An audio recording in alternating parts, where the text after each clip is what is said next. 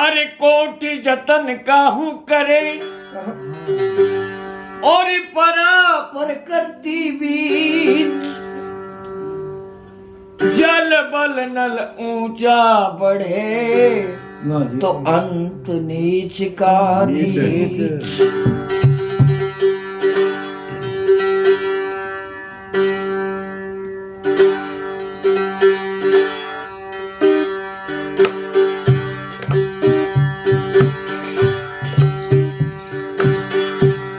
गुरु कहे ज्ञान रे ध्यान धर लो चेला।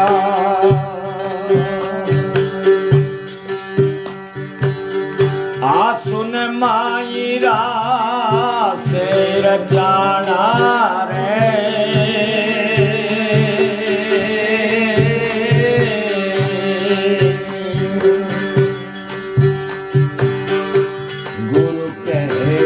ज्ञान रे भाई ध्यान धर ले चेला।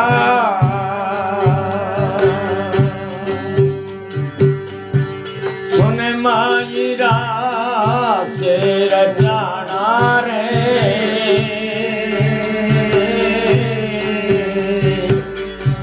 गुरु कहे ज्ञान भाई रे ध्यान धर ले चेला।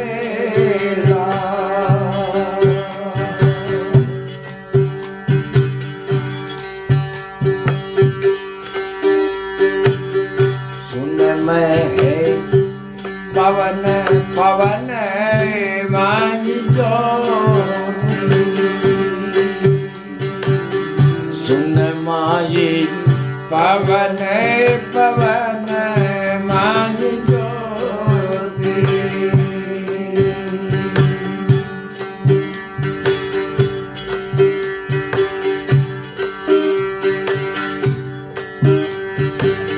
अरे ज्योति में पानी रे समाना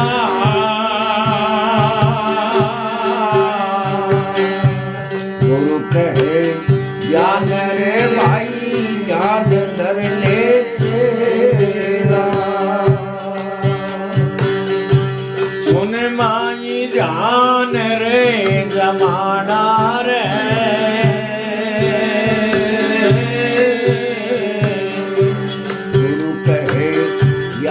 भाई रे ध्यान धर ले चेला।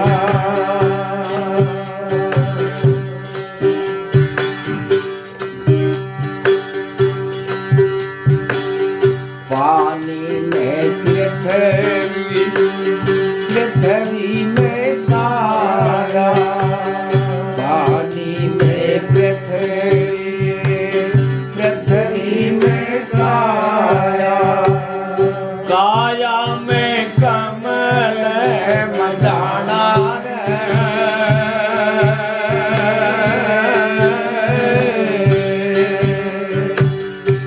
गुरु कहे ज्ञान भाई रे ध्यान धर लो चेला।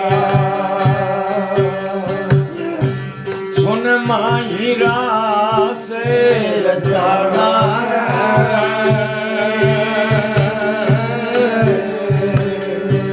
गुरु कहे ज्ञान भाई रे ध्यान धर लो चेला।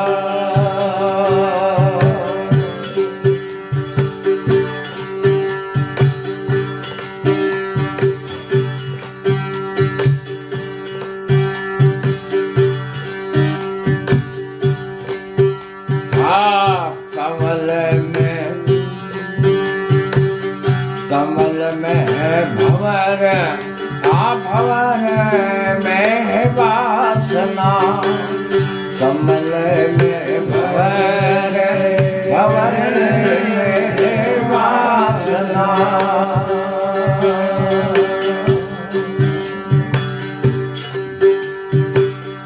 अरे भंवरा में जीवे जगाना रे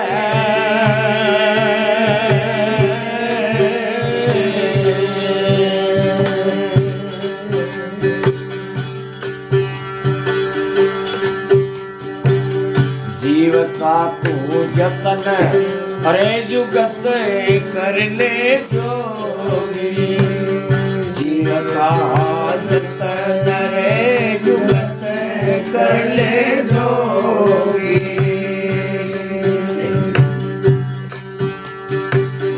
उलटा जीव घर जाना रे,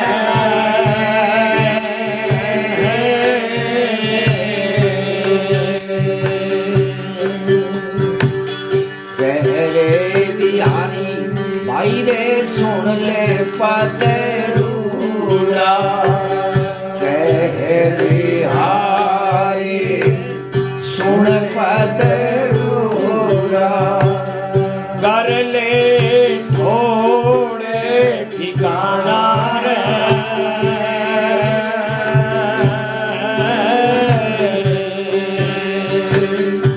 गुरु कहे ज्ञान भाई रे ज्ञान धर ले चेला।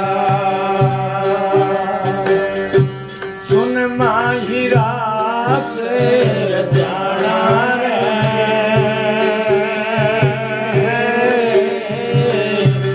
गुरु कहे ज्ञान भाई ज्ञान धर ले चेला।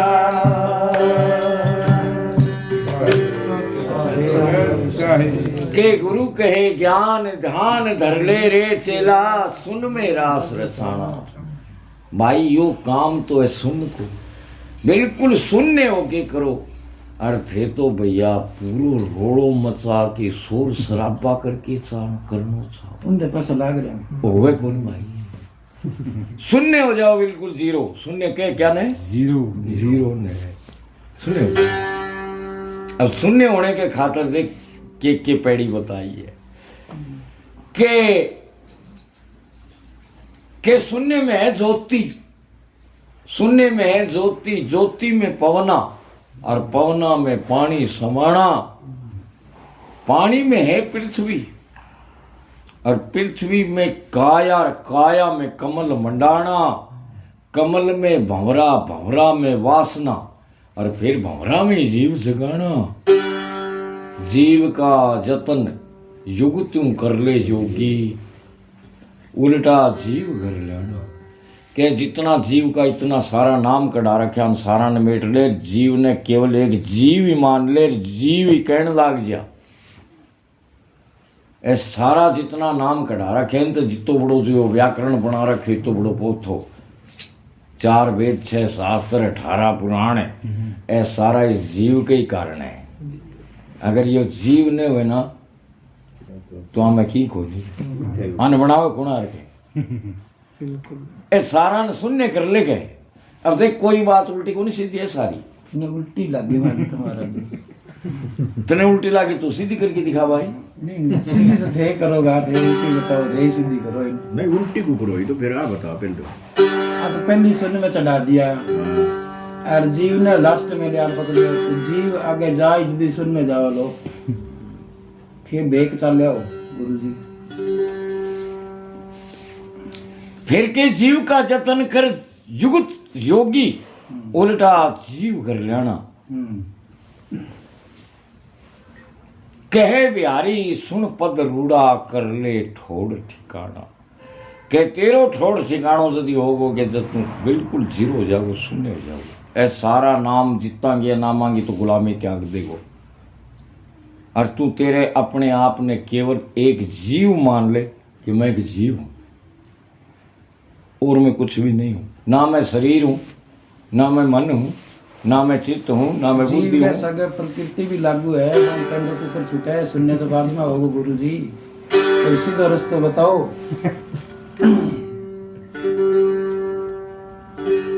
जीव के सागे प्रकृति लागू है ना, तभी मतलब एक बात बताया जान लाग रही है।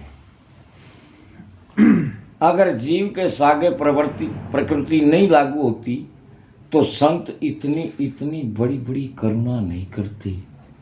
देख कितनी करुणा करके तेरे को कितना कुछ समझा रहे हैं कि देख भाई तूने केवल एक शून्य होना है, तू शून्य हो और शून्य होने के मार्ग पर चालने की कोशिश कर, तने मैं समझावा। पर शून्य होने की बजाय तू तर्कशील तो उसके पर शून्य को नहीं होना चाहे। तर्क तो केवल हजारों खोज लेगो, करोड़ खोज लेगो, पर शून्य होना कौन चाहे। अब शून्य होना चाहेगो तो तने कुछ प्राप्त होएगो, पर चाहे को नहीं। हमारे बिना तर्क शून्य हो जाएंगे क्या? शून्य हाँ? हो गए, प्राप्त भी हो जाए। थोड़ा सा खोलो। शून्य मतलब पर जीरो, सुभाष को है, मैं तो ये कुछ सुना कुछ नहीं, और फिर प्राप्त भी हो गए। हाँ, शून्य होने के बाद कुछ नहीं, फिर प्राप्त होता है। प्राप्त कैसे होता है कि जैसे प्रकृति की बनी हुई चीजें अपने प्रकृति में दिखे, बिल्कुल जी। और प्रकृति के अंदर बनी हुई चीज प्रकृति में दिखे, वे प्रकृति में यापन बनती भी दिखे, प्रकृति में मिटती भी दिखे। बिल्कुल सत्य महाराज जी, एकदम दिखे ना। बिल्कुल सत्य। हाँ गुरु जी। और बड़े मिटे सब प्रकृति को है। और जो अंकुर है जिसको निराकार आपा का, वो ज्यों को तू रह जाए, जो होती है, बिल्कुल सत्य। वो न मिटे और न बने। न बने। वो केवल और केवल क्या है कि प्रकृति को एक गुलाम है। वो प्रकृति की सीमा से परे को नहीं हो सके। अगर वो सीमा से परे हो जाए तो प्रकृति उसने छेड़ को नहीं सके। महाराज जी थोड़ा सा 1 मिनट प्रश्न करा है। प्रकृति को गुलाम है चेतन? हाँ, प्रकृति का गुलाम है चेतन। 4 वेद 6 शास्त्र 18 पुराण कहीं से तर्क काट ले। नहीं, मैं वेद पुराण का तर्क कौन काटा? प्रकृति की पावर किंग ही है।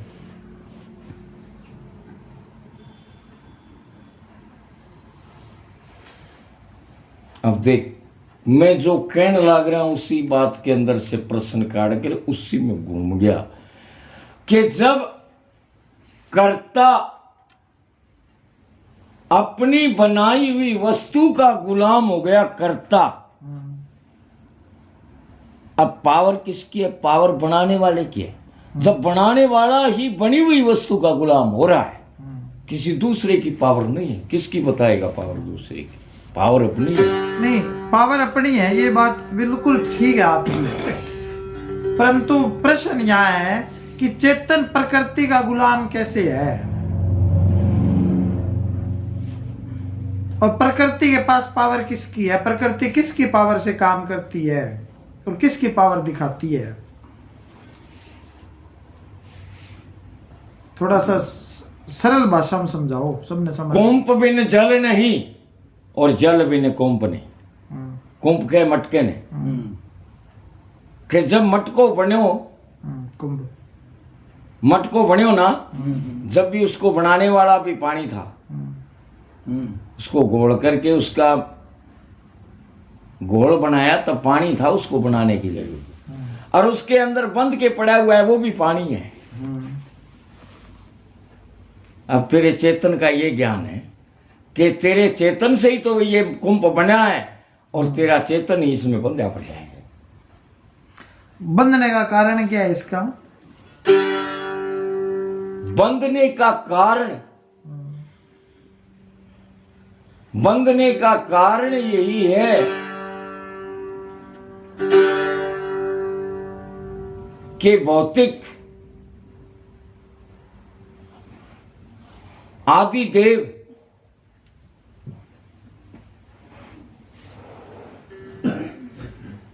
और अधभौतिक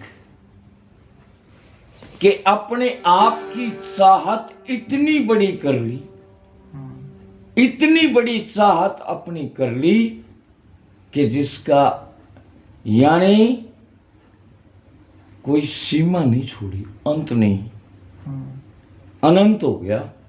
ठीक है जी।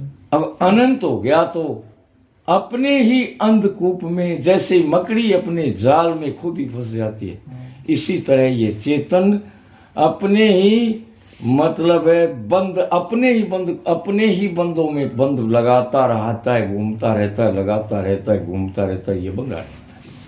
ठीक है। अब तब ही जरूरत किसकी पड़ती है? गुरु की।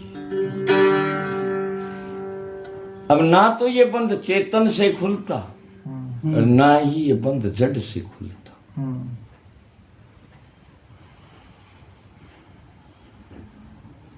अब ये बंध खुलता है गुरु से। चेतन